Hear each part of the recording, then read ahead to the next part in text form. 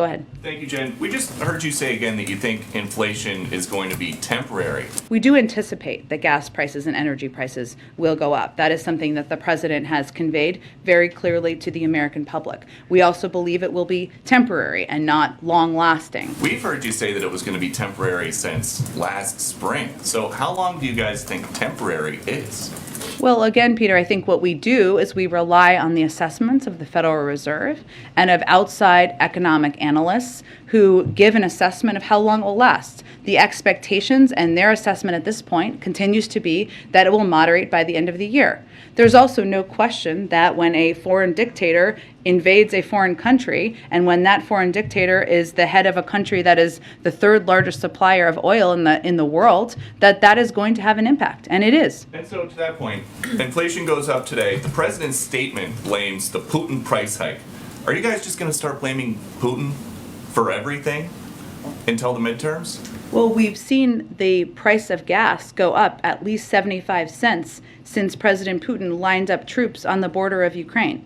And last month, the statement didn't mention the Putin price hike. It mentioned inflation because of the pandemic. Why is that? Well, Peter, last 2 years, there was a global pandemic.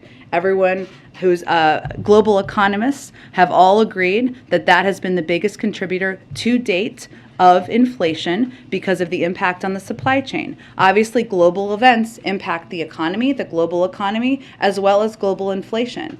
And the price hikes as a result that have escalated over the course of time of President Putin's further invasion of the impact on the global oil markets are, of course, having an impact. President Biden has hosted electric vehicle stakeholders here at the White House. Would he host oil and gas producers, the people who are the most affected by the Putin price hike?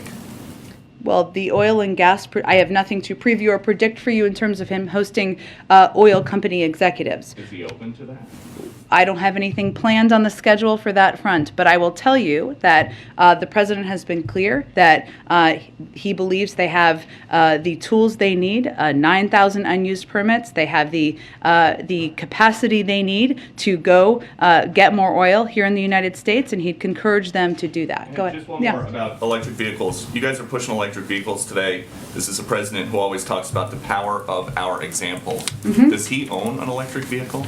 Presidents of the United States don't do a lot of driving. He's posted videos where he's revving the engine of his Corvette in Wilmington. He owns cars.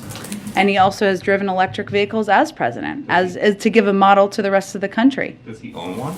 I think the president's record on this is clear, Peter. Presidents of the United States, current and when they are no longer, typically are not doing a lot of driving. Go ahead.